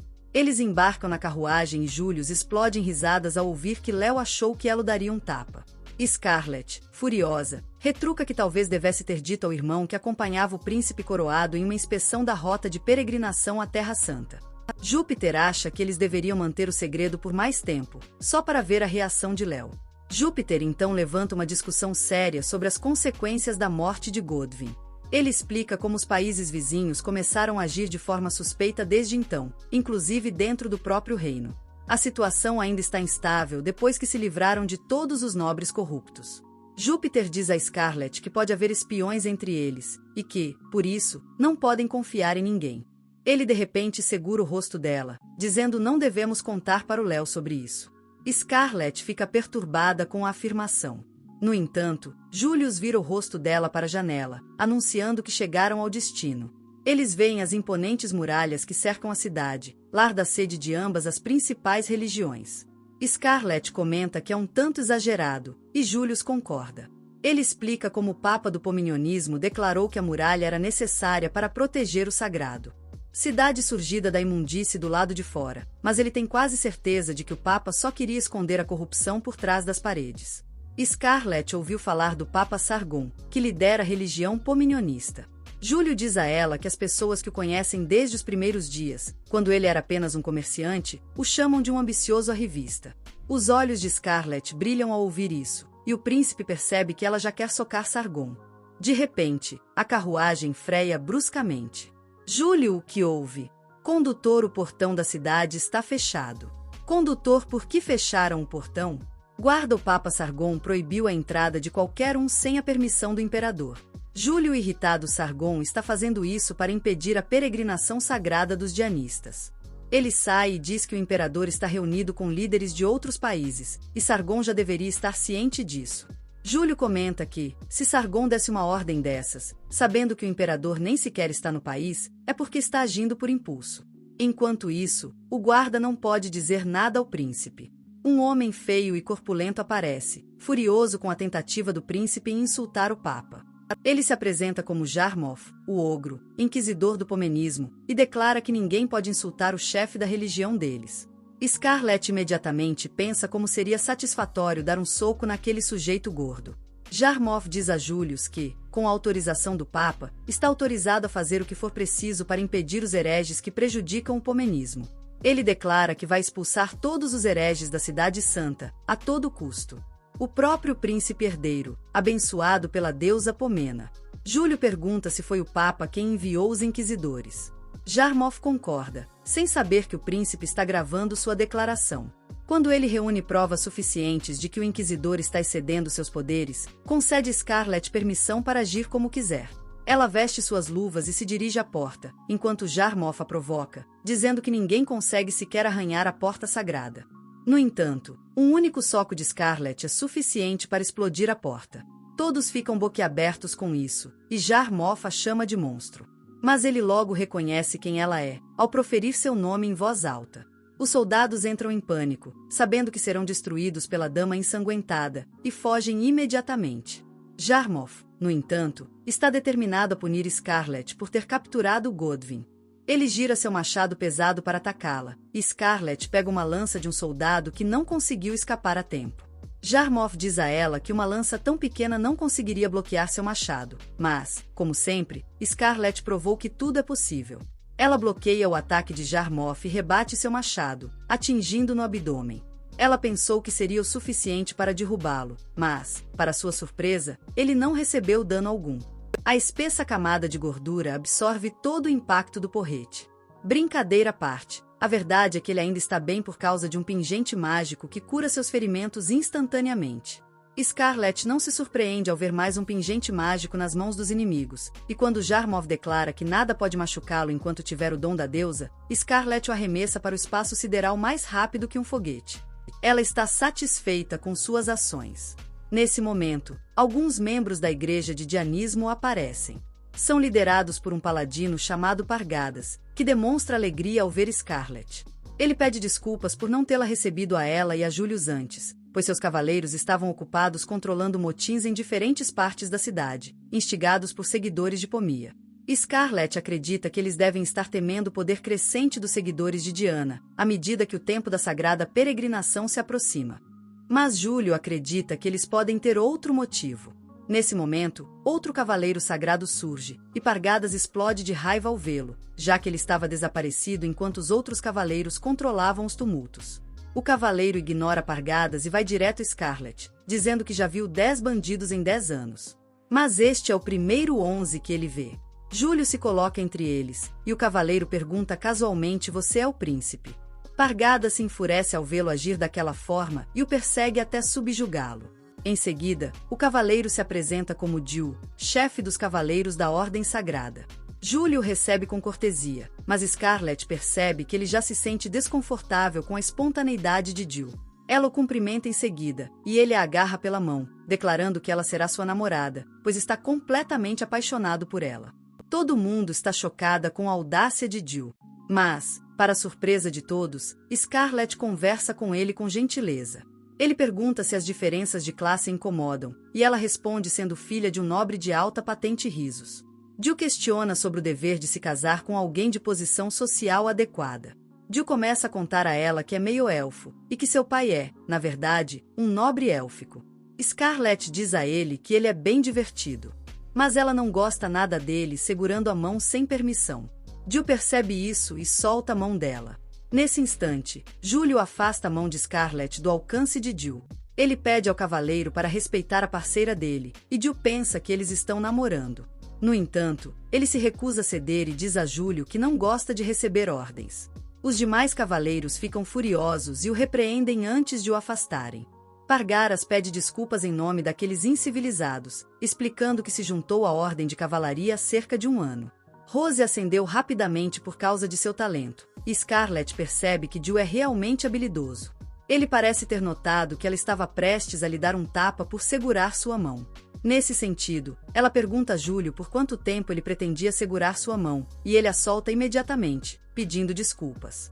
Scarlet responde que está tudo bem, mas então pergunta sobre a conversa dele com Jill. Júlio se afasta rapidamente, dizendo que precisam encontrar Santis o mais rápido possível. Eles chegam à catedral e a cumprimentam. Em seguida, Júlio pede uma audiência particular para discutir assuntos importantes. Ele e Scarlet aguardam Diana em uma sala de reunião, e Júlio sabe o que está por vir. Assim que Diana entra, ela corre para abraçar Scarlet, dizendo que sentiu muita falta.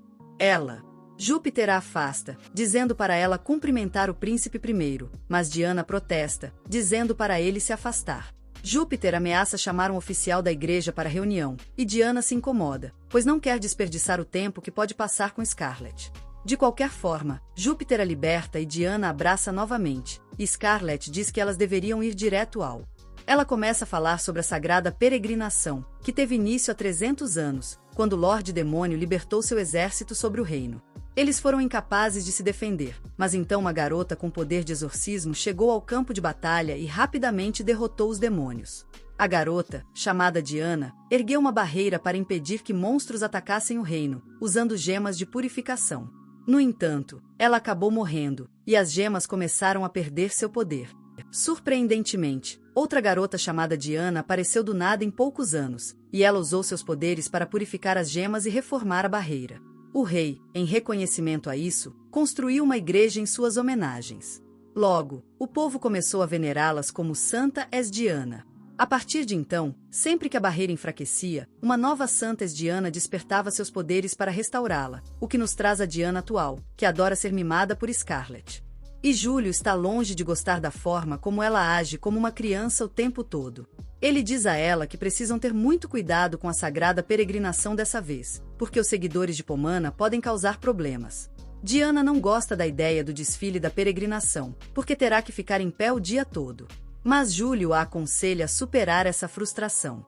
Ele diz que precisa mostrar a todos que o Sentiés está forte, e isso também manterá a igreja de Minismen sob controle. Ele então comenta que Diana já perdeu seus poderes, então ela deveria fazer pelo menos isso. Mas Scarlet o interrompe, dizendo que ele a está magoando.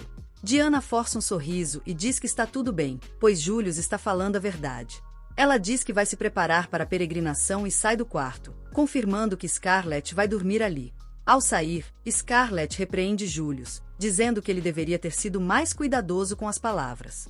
Ele admite que poderia ter se saído melhor. Scarlett acha que Julius simplesmente não entende como lidar com o coração de uma garota. Mas ela também sente que ele está sob pressão para garantir o sucesso da peregrinação sagrada. Mais tarde naquela noite, Scarlett dorme ao lado de Diana e conta histórias sobre como ela deu um golpe em vários caras ultimamente. Diana quer ser uma mulher forte e independente como ela um dia, e Scarlett pergunta se ela não se interessa por garotos. Diana responde que garotos são nojentos e mal-educados. E embora Júlio seja bonito, ele é um canalha que vive provocando. Scarlett concorda, pois ele também a provoca, e Diana fica ainda mais irritada com ele. Um criado então bate à porta, avisando Diana de que é hora de dormir. Scarlett decide se despedir, mas antes de ir, Diana faz um pedido. Diana é um nome muito comum, sabe? Quase todo mundo quer que a filha se chame assim. Ela queria que a chamassem por outro nome, então o pai a chamava de Sônia em particular, e pediu a Scarlett para fazer o mesmo. Scarlett atende e a chama de Sônia antes de partir, pensando no tempo em que encontrou Diana em pedaços, depois que descobriu que não podia mais usar seus poderes. No dia seguinte, um desfile é realizado para celebrar o início da peregrinação. Júlio e Scarlett veem Diana cumprindo seus deveres de longe. Está tudo indo perfeitamente bem. De repente, fortes tiros de canhão começam a sacudir o local. O público entra em pânico e se dispersa, pressionando Diana e sua cerimônia sagrada. Scarlett sai imediatamente da carruagem, usando seus sentidos aguçados, percebe que os canhões vêm da igreja de Pomona. Ela usa o poder de Cronos para correr em direção à igreja, e Julius mal consegue acompanhá-la. Ela começa a narrar seus atos. Scarlett chega à igreja e avista um belo alabardo em uma estátua da deusa Pomona. Gostando do objeto, ela salta sobre a estátua, a destrói e toma o alabardo para espancar os arrogantes na igreja de Pomona. Concentrandose, ela localiza a origem das explosões em um prédio atrás da igreja. Usando o poder de Cronoa, acelera o arremesso e aquece o alabardo bem alto no ar, para que ele possa despencar como um meteoro no prédio. Uma enorme explosão destrói o edifício, e Scarlett começa a arremessar a cabeça da estátua de Pomona para o alto, decidindo se aproximar. Dentro do prédio, alguns membros de alta patente da igreja tentam escapar dos escombros. Eles se perguntam quem arremessou a lança, causando a ignição de toda a pólvora de uma vez e destruindo o edifício. Então, Scarlett aparece e revela que arremessou a lança. Os sacerdotes, a princípio, ignoram-na e voltam ao trabalho. Enquanto isso, Scarlett percebe que, apesar da explosão que destruiu o prédio, nenhum dos sacerdotes se feriu, e isso só pode significar uma coisa. No entanto, antes que ela possa confirmar sua teoria, um dos sacerdotes a reconhece. Todos começam a entrar em pânico, mas logo recuperam a compostura, acreditando que, juntos, eles podem derrotar até Scarlett. Eles declaram que sua missão é eliminar o mal desse mundo e que a Scarlett está no topo da lista de procurados. Dizem a ela que será o Inquisidor Caterly, o sábio, quem a julgará. Um homem velho e careca, de aparência desagradável, sai na frente, como se fosse o protagonista. Ele diz a Scarlett que será punida por profanar a igreja sagrada. E então ele percebe a cabeça da estátua da deusa nas mãos de Scarlett. Os óculos dele se estilhaçam ao perceber o que ela fez, e a punição que ela merece. Ele invoca 9 tacos de beisebol com espinhos. Mas antes mesmo que ele consiga conjurar todos, Scarlett o derruba, jogando a cabeça da estátua em seu rosto. Ela então se aproxima de Caterly e arranca o colar mágico dele. Enquanto ele questiona o motivo de ela estar tentando impedir que eles cumpram sua grande missão. A peregrinação de Santa Estidiana. Todos os padres começam a chorar, pois Scarlett arruinou semanas de trabalho árduo. Ela simplesmente agradece a Caterly por sua confissão antes de nocautá-lo. O restante dos padres declara que se vingará, derrotando-a, e um deles avança contra Scarlett com uma faca. Ela o joga imediatamente contra a pilha de escombros, e os demais padres decidem se unir para atacá-la. No entanto, Scarlett parece satisfeita. Assim, ela não terá a chance de machucá-los à vontade, sem sentir a menor pontada de culpa. Logo depois, os guardas da cidade chegam para ver o que está acontecendo, mas, no momento em que estão prontos para invadir o prédio, Scarlett sai, dizendo a eles que cuidou de todos os terroristas para que possam prendê-los em segurança. Ela então retorna à praça da cidade, onde curandeiros estão tratando os feridos. As ordens do príncipe Júlio. Scarlett aprecia o gesto e vê Diana acenando animadamente. De repente, o carro de combate de Diana quebra e ela começa a cair. Scarlett entra em pânico e tenta ajudá-la, mas Léo a precede. Descobrem que foi Léo, que acabará de chegar à cidade, quem a salvou. E Diana se encanta ao ver seus olhos intensos e cuidadosos. No dia seguinte, Sigurd relata a Júlio que a confusão na cidade foi controlada e a comitiva deixou os muros. Sigurd acredita que os seguidores de Pomana não conseguirão atrapalhar a comitiva agora, mas Júlio não tem tanta certeza. Ele explica que apenas membros de alta patente de Diana sabiam que ele e Scarlett estavam indo para a cidade para garantir que a comitiva ocorresse sem problemas. Mas os paulianos prepararam uma armadilha para eles. Sigurd percebe imediatamente que Júlio suspeita que é um espião entre nós. Júpiter confirma suas suspeitas e encarrega-o de se infiltrar na igreja de Pomana, para descobrir o que eles estão buscando antes que a espionagem cause mais prejuízo. Scarlett viaja com a peregrinação, e Léo a acompanha. Ele insiste em saber o que ela estava fazendo na cidade sagrada, em vez de aproveitar seu passeio termal. Scarlett responde que estava no tour, mas então soube das injustiças cometidas pelos paulianos. Para os seguidores de Santa Diana. Então ela decidiu ajudá-los, já que não estava longe dali. Léo não acredita em uma palavra do que ela diz, mas sabe que discutir agora é inútil. Em vez disso, ele fala sobre os relatos dos padres que foram espancados e amarrados na igreja. Eles disseram que uma demônia de cabelos prateados os agrediu quase até a morte, e não querem enfrentá-la novamente. Enquanto Júlio não conseguiu. Para de rir, Léo ficou mortificado, porque aquilo significava apenas uma coisa. Scarlett, no entanto, age como se nada soubesse, insistindo que nunca imaginou que demônios fossem reais. Ela tenta desviar o assunto, oferecendo biscoitos para Léo, mas ele está fixo no que foi dito. Scarlett diz para ele não se preocupar, pois foi chamada para ajudar na peregrinação. Léo comenta que não era necessário, e Scarlett responde que apenas ela poderia auxiliar. O que eles queriam? Léo agora percebe que tem a ver com a bênção dela, e ela não pode falar abertamente sobre isso, pois o rei pode tê-la obrigada a silêncio. Ele decide não abordar esse assunto de imediato, mas diz a Scarlett que, não importa o quão forte ela seja, existem coisas que ela não pode enfrentar sozinha. Ele segura as mãos dela, dizendo para ela pedir ajuda antes de se colocar em risco. Mais tarde naquela noite, enquanto Scarlett lê um livro tranquilamente, Léo causa à sua frente. Duas criadas vêm pedir sua ajuda. Elas contam que Diana anda estranha desde ontem, e Scarlett acredita que ela esteja abalada por causa do acidente com a carruagem, quase caindo no chão. No entanto, as criadas relatam que o comportamento dela é diferente. Elas a encontraram gargalhando e rolando na cama, e ela está preocupada com o que pode estar acontecendo.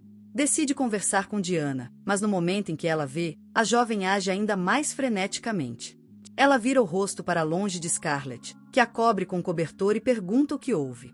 Diana responde que sempre que a vê, é lembrada do seu príncipe encantado. Todos entendem na hora. Scarlett ajuda Diana a se acalmar e pergunta se ela realmente se apaixonou à primeira vista pelo irmão dela, Léo. Diana confirma e Scarlett abraça de repente, dizendo que ela tem ótimo gosto, porque o Léo é o melhor do mundo. Ela quer juntá-los, e para isso, elabora o plano perfeito. Uma semana depois, eles chegam à cidade de Mênfis, famosa por suas águas termais, enquanto todos relaxam nas águas quentes. Scarlett diz a Diana, é hora de colocarmos o plano em prática. Diana hesita, achando que é muito repentino, mas Scarlett diz você precisa agir se quiser vencer. O plano de Léo. O primeiro passo é disfarçar Diana, para que ela possa convidá-lo para um encontro. Scarlett diz a Diana que, se ela mostrar seu lado secreto a Léo, ele certamente se interessará por ela. Diana fica animada ao ouvir isso, e Scarlett, de repente, fecha a janela, pois sabia que Nanaka espionava constantemente. Ela diz a Léo que, já que ele ouviu tudo, ele deve proteger Diana e Léo durante o encontro. E ele afirma. Diana fica chocada ao ver o cachorrinho falar, e quando Scarlett o deixa entrar no quarto, os dois começam a fazer carinho nele. Scarlett revela que soube que Nanaka estava seguindo por ordem do irmão desde o momento em que deixou a capital. Ela então pergunta a Nanaka se ele havia relaxado nas águas termais, e ele responde que não gosta de água quente de jeito nenhum. Scarlett diz que o dará um banho mais tarde, e Nanaka foge, envergonhado. Antes de partirem, ele revela que Léo acabou de sair do banho e que eles deveriam se aproximar dele rapidamente antes que ele fosse para a cama. Diana aproveita a oportunidade para ir ao quarto de Léo e pergunta, nervosamente, se ele gostaria de fazer um tour pela cidade com ela. Léo se lembra da conversa que teve com Scarlett mais cedo, na qual ela disse que Diana queria agir como uma garota comum e experimentar a vida noturna da cidade termal. Ela pediu para que ele não recusasse o pedido dela. Se ela pedir para fazer um tour da cidade com ele, Léo aceita a proposta de Diana. Scarlett vê o primeiro passo de seus planos dar certo e decide relaxar, curtindo a vida noturna da cidade, já que está se divertindo no mercado. Júlio aparece, e Scarlett diz a ele que ele chegou antes do que esperava. Ela pergunta o que ele está fazendo ali, quando deveria estar. Ser a pessoa mais ocupada do reino. Júlio responde que queria aproveitar uma noite tranquila com seu brinquedo favorito, e Scarlett diz que não está ali para se divertir, mas por um motivo importante. Ela declara que veio observar os aventureiros deste lugar. Júlio diz a ela que, embora alguns deles sejam desagradáveis, é improvável que ela encontre alguém que preste para lutar. Aqui, o foco nos punhos dele, no exato momento em que ele fala. Eles veem um aventureiro, destruindo vasos em uma loja local para liberar sua frustração por ter perdido uma aposta. Ele não hesita, mesmo quando o comerciante implora para que pare. Júlio comenta com Scarlett que ela encontrou o alívio do dia. Ele se aproxima do comerciante, entregando-lhe uma bolsa de dinheiro e comprando todos os produtos, até mesmo os que estão quebrados. Em troca, ele pede permissão para usar os itens restantes como quiser. E o comerciante aceita. Júlio agradece o convite. Ele informa a Scarlett que receberam um sinal para prosseguir, e ela, sem hesitar, atinge um dos capangas com uma panela e, em seguida, o ataca com socos. Léo sente um arrepio ao ver Scarlett entrar em modo demônio, mas sua atenção é desviada. Quando Diana tenta pegar um peixe dourado, ela não consegue. Ela é desajeitada, e a expressão dela me lembra uma jovem Scarlett. Seguro a mão dela e a ajuda a pegar um peixinho dourado, e Diana fica radiante. Quando o dono da loja pergunta se ela quer levar o peixe para casa, ela recusa, dizendo que o peixe ficaria triste se a deixasse longe dos amigos. Léo diz a ela que ela é muito bondosa, e Diana não sabe como responder a isso. Eles continuam o passeio e Diana está se divertindo muito. Ela logo encontra uma loja vendendo orelhas de gato, e como há um desconto para comprar um par, ela faz o Léo usar uma também.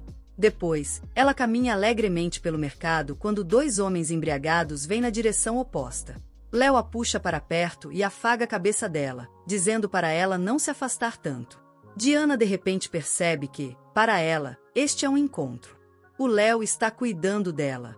Ela fica irritada e pede para ele não agir como se ela fosse uma criança. Léo se assusta com isso e pede desculpas.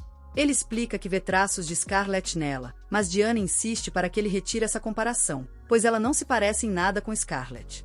Ela diz que Scarlett é legal e confiável, enquanto ela mesma se sente apenas uma garota desajeitada. Léo se ajoelha diante dela, dizendo que não é verdade, pois ela está se saindo muito bem. Sua santidade, apesar da pouca idade. Ele diz a ela que ela é de grande importância para o reino, e Diana sente-se compelida a revelar a ele o que aconteceu com seus poderes. Mas, nesse exato momento, ele ouve um tumulto vindo de perto e se distrai. Imediatamente, um cavaleiro chega para informá-lo sobre as ações de Scarlett. Léo corre para ver o que Scarlett está fazendo e ordena que o cavaleiro conduza a santidade até seus aposentos. Léo e os outros cavaleiros patrulhavam o mercado quando o mercador lhes ofereceu alguns petiscos. Léo pegou os seus, mas Pargaras recusou, pois estavam em serviço. Fazendo uma careta, Léo correu para um canto, alegando que queria verificar outra barraca. Aproveitou a chance para ler um bilhete secreto que receberá do mercador, enquanto, no reino de Vangrish, o príncipe Al está treinando. Um inquisidor da igreja de Palmia chega, solicitando sua ajuda para um assunto importante. Uns dias depois, um conselho da igreja pomiana é convocado para discutir os recentes incidentes envolvendo a peregrinação da Santíssima Diana. Os oficiais da igreja exigem explicações dos inquisidores, questionando o motivo de não terem impedido a peregrinação, já que era missão divina que a deusa Pomeia lhes confiara. A confusão se instala, com vozes se elevando em protestos, até que o Papa Sargon pede que todos se acalmem, pois a histeria não ajudaria em nada. Ele diz a eles que já plantou um espião entre os seguidores de Diana e que isso será o bastante para derrubá-los. No entanto, quando o sujeito corpulento dá uma gargalhada com seu plano, ele não percebe que Sigurd já se infiltrou na igreja palmiana como cavaleiro e ouviu tudo. Enquanto isso, a pilhagem continua, e hoje, Diana e seus seguidores precisam subir uma ladeira para alcançar um dos cristais de purificação. Diana perde a resistência no meio do caminho e começa a reclamar de quem teve a ideia de colocar o cristal de purificação no topo da colina. Scarlett a incentiva a continuar, mas suas palavras não têm tanto efeito quanto as de Léo.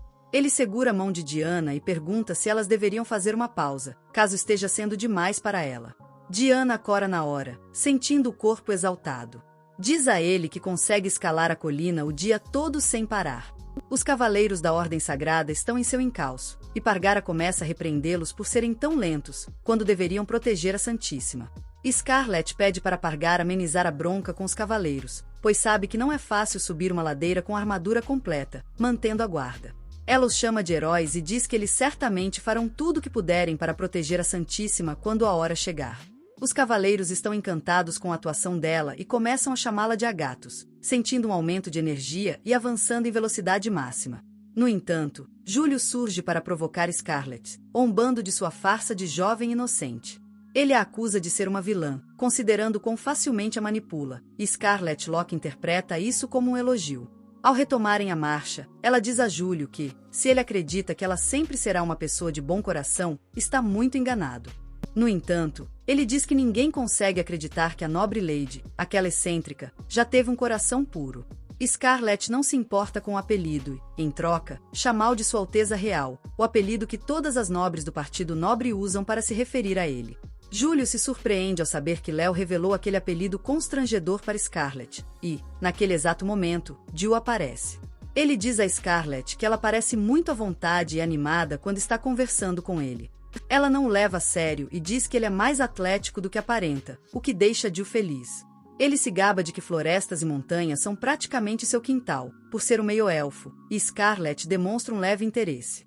Jill, irritado com isso, pergunta como pode impressioná-la ainda mais. E, naquele exato momento, uma mosca começa a importuná-la. Júlio percebe o que está prestes a acontecer e vai até Léo, pedindo que ele siga em frente sozinho. Enquanto isso, Jill continua implorando a Scarlett por uma chance, mas a atenção dela está totalmente voltada para a mosca irritante. Quando a mosca se aproxima de Jill, ela se vira repentinamente para atacá-la. E a Noite Galante dá um passo para trás, confuso com o que está acontecendo, enquanto Scarlett aponta a palma da mão em direção à mosca e usa um poderoso feitiço de vento para arremessá-lo para longe. E ainda havia a mosca, do tamanho de um humano, que o incomodava. Logo, o grupo alcança o topo da colina, onde o cristal da barreira está instalado. Jill fica chocado ao ver como tudo ficou sombrio em um ano, após absorver toda a corrupção. Ao ver Scarlett se aproximando das barracas, ele a impede, pois ela estava indo para a tenda onde a santa deveria se trocar. Scarlett responde que vá até a barraca da direita, ela também é uma santa. Léo arregala os olhos ao ouvir isso, e quando um servo chama Scarlett de santa, o choque é ainda maior. Ele a interrompe e exige uma explicação. Mas ela espera Júlio parar de rir e autorizar a revelação de um segredo. Uma vez que ela recebe permissão, Scarlett diz a Léo que existem duas santas na religião do dianismo, embora o mundo conheça apenas uma. Ela explica que, desde a terceira santa, Diana, sempre houve duas santas trabalhando em equipe para purificar os cristais. Uma purifica o cristal, enquanto a outra estabiliza a barreira. Mas como Diana perdeu esse poder, a responsabilidade recai sobre Scarlett. Ela veste as vestes de uma santa e se aproxima do cristal de purificação para usar o poder de Cornoa nele. Ela volta no tempo e remove as impurezas absorvidas pelo cristal chocados. Júlio diz a Léo que o poder de voltar no tempo é o presente mais raro que se pode receber de Cranoa. A família real queria proteger Scarlett de qualquer perigo, e por isso mantiveram os poderes dela em segredo. Léo finalmente entende o interesse da família real em sua irmã. Ele acredita que essa é a razão pela qual Júlio sempre o segue. Após a purificação, ela se dirige à tenda para trocar de roupa, quando Diana vai até lá para elogiar sua atuação. Scarlett percebe que há algo estranho nela. E Diana revela que se sente culpada por não ter conseguido ajudar. Scarlett a abraça gentilmente, prometendo fazer tudo o que estiver ao seu alcance para restaurar seus poderes. Mas nenhum dos dois percebe que Léo os observa atentamente. Mais tarde naquela noite, Júlio recebe um relatório de Sigurd sobre o infiltrado, o Papa Sargan, que foi infiltrado. No dia seguinte, Júlio continua refletindo sobre o assunto enquanto seguem para o próximo destino, uma cidade situada no extremo norte. Scarlett está completamente coberta da cabeça aos pés, pois não tolera bem o frio, e quando Júlio pergunta o motivo, ela responde que não sente a emoção de socar alguém com as mãos dormentes. Pelo frio. Peço que espere um pouco, até chegarmos à cidade. Seremos recebidos de forma calorosa lá. Para surpresa de ambos, as ruas estão desertas e as pessoas fecham as janelas assim que nos veem. Scarlett pergunta a Júlio: é esse o caloroso recebimento que você mencionou? Ele também não tem ideia do que está acontecendo. É então que o prefeito da cidade surge e Júlio pergunta o que está acontecendo. O prefeito diz a Júlio: há uma bruxa no seu grupo, que enganou a todos, fazendo-os acreditar que ela é uma santa. Ele aponta para Diana, e os cavaleiros se preparam para executar o Alflin naquele instante. O prefeito, no entanto, insiste a peregrinação sagrada é apenas um pretexto para Diana extorquir dinheiro das cidades por onde passa. Ele se recusa a lhe dar qualquer quantia em Palgara, o que ajuda a acalmar a situação, para que ela possa explicar que eles apenas pedem uma pequena contribuição para manter a peregrinação em andamento. Léo também se manifesta, dizendo ao prefeito que o valor doado para a peregrinação vem de impostos e pertence ao país. Ele adverte o meio-elfo que, caso tente impedir a progressão da peregrinação, um desastre se abaterá sobre o país, como já aconteceu no passado. O prefeito zomba dele e diz que não se importa com o que a história diz, pois a cidade estará segura de tudo, pois eles alcançaram a proteção de um verdadeiro santo. Ele apresenta imediatamente seu novo santo Terran. Terran cumprimenta Scarlett, comentando que faz muito tempo desde a última vez que se viram. Scarlett retruca que, da última vez, ela quebrou seu nariz. A assistente de Terran, furiosa, ameaça Scarlett, dizendo que ela vai pagar por tê-lo importunado. Ela nem sabe quem ele é, e Júpiter informa que ele é filho do Papa Sargon. Mas ele tem uma aparência tão comum que não é culpa da Scarlett. Ele diz que esse palhaço estava entre aqueles que ela derrotou na festa do Kyle. E Scarlett está pronta para tudo de novo. Terran fica impaciente ao ouvir isso e joga um pó hipnótico na frente dela, transformando todos os seus guardas em devotos apaixonados. Eles estão prontos para fazer qualquer coisa por ela. Julius percebe isso no momento em que a poeira o atinge. Ele avisa a todos para não respirarem a poeira, caso queiram manter a sanidade.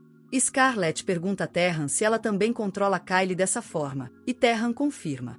Scarlett diz que sempre achou que Kyle não fosse burro o suficiente para terminá-la publicamente. O poder de Terran explica tudo. A mente de Terran acredita que Scarlett ainda ama Kyle, apesar de tê-lo deixado. E ela começa a rir, dizendo que ela mereceu. Scarlett nem se abala com isso e pergunta a Terran se o poder dela funciona em mulheres. Terran responde que seria estranho se funcionasse. Era só isso que Scarlett queria saber. Ela fecha os punhos, pronta para socar Terran, que se assusta e ordena que seus homens matem Scarlett na hora. Júlio e os outros correm para protegê-la. Enquanto isso, Scarlett inicia um feitiço para neutralizar o pó hipnótico. No entanto, o filho do Papa usa um feitiço para silenciá-la e interrompe o dela. Antes que ele ordene que alguns magos aprendam, eles conjuram um feitiço para acorrentá-la em correntes de ferro. E o palhaço diz que, depois de tê-la espancado da última vez, ele veio preparado. Para sua infelicidade, Scarlett já conhecia essa fraqueza há muito tempo. Por isso, estava preparada. As correntes que a aprisionavam se romperam de repente, pois seus brincos eram, na verdade, um item mágico de proteção. Ela avançou, derrubando o palhaço com um soco e levando os conjuradores junto. As demais guardas a atacaram, mas não foram páreo para a força e a velocidade de Scarlett. Ela os derruba sem esforço e segue em direção à Terran, que pede ao seu guarda-costas para proteger. A matriarca ordena que ela se acalme enquanto saca seu chicote e começa a balançá-lo, revelando-se como membro da Inquisição. Scarlett desvia de todos os seus ataques com facilidade e a derruba com um chute, fazendo Terran cair no chão, aterrorizado. Scarlett então se coloca sobre ela, dizendo que deveria tê-la derrotado completamente na última vez que se encontraram. Ela se prepara para concluir o que não conseguiu daquela vez, mas seu soco é bloqueado por uma barreira. Scarlett fica chocada ao ver a barreira, idêntica àquela que Diana conseguia criar antes de perder seus poderes, e se pergunta o que está acontecendo. Ela ouve Diana gritar e encontra Jill segurando-a refém. Palgaras pergunta o que ele está fazendo e Jill responde que queria se manter afastado, mas não pode permitir que Terran seja prejudicada. Ele aponta a faca para Diana, revelando ser um espião da igreja pomiana e, para piorar a situação, um de seus inquisidores. Todos o chamam de traidor, mas Jill ignora os insultos. Ele oferece trocar reféns para encerrar o assunto pacificamente, e Palgaras responde que não fazem acordos com terroristas. No entanto, ao encostar a lâmina no pescoço de Diana, Léo entra em pânico e concorda com a troca. Scarlett se afasta imediatamente de Terran e Jill, que insistem para que a deixem, afirmando que todos saem vitoriosos naquela situação. Léo corre logo em seguida para abraçar Diana, dizendo que ela está segura agora. Assim que ela está a salvo, Terran provoca Scarlett por não ter conseguido acertá-la dessa vez, e então invoca uma tempestade para desaparecer do local junto com Jill. Scarlett fica exausta assim que seu inimigo some, e ela cai de joelhos. Júlio corre para o lado dela e Scarlett desaba em seus braços, exausta. Ele pede para ela descansar, pois vai cuidar do resto, mas ela insiste que o golpe final é dela. Nos sonhos de Scarlett, ela se vê caminhando sobre nuvens.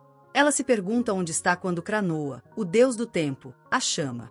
Scarlett se curva para agradecê-lo pela bênção, e ele se surpreende, pois só a vira derrotando pessoas sempre que observa a Terra. No entanto, o desejo dela de lutar pelo bem maior é o que o motivou a convocá-la. Cranoa ordena que Scarlett ajude Diana a recuperar seus poderes, que foram roubados pela deusa Pomeia e seus asseclas. Ele então começa a narrar a história em detalhes, revelando que Pomeia roubou os poderes de Diana por causa dele. Scarlett fica chocada ao ouvir isso, mas Cranoa diz a ela que Pomeia sempre foi uma mulher ciumenta e não gosta quando ele concede suas bênçãos aos humanos. Ela ficou furiosa ao ver que ele abençoou Diana e Scarlett, e queria tirar o poder delas. No entanto, deusas não podem interferir diretamente no mundo mortal, então ela criou uma réplica de si mesma usando seus cabelos para usar as bênçãos delas e exercer sua autoridade como deusa na Terra. Só que ela só conseguiu criar um corpo vazio, e precisava de uma alma para habitá-lo. Ela escolheu uma garota do mundo moderno, e assim Terra nasceu. Agora, ela age como a representante direta de Pomeia no Reino Mortal. O objetivo dela é destruir a vida de Scarlett e Diana, pois elas receberam as bênçãos de Cranoa, e Pomeia não se importa, mesmo que isso destrua todo o reino. Scarlett, furiosa com o que ouviu, comenta que a deusa soa como uma completa idiota, e Cranoa não pode mais negar. Ele lança uma esfera luminosa em direção a Scarlett, e quando ela pega, transforma-a em um relógio de bolso. Kranos diz que, ao balançar este relógio de bolso na frente de Terran, ela poderá extrair o poder de Diana do corpo dela. Em seguida, ele lhe dá outro presente, removendo a coloração preta do cabelo dela e impulsionando seus poderes ao limite. Ele pergunta a Scarlett se ela gostaria de testar agora, e para isso, invoca sacos de pancada com os rostos dos nobres corruptos. Scarlett está feliz em usar suas habilidades aprimoradas para destruir os alvos, mas está ainda mais animada pensando em usar esse poder na vida real. E é aí que o vídeo termina. Não se esqueçam de curtir e se inscrever no canal. Obrigado por assistirem, e até a próxima!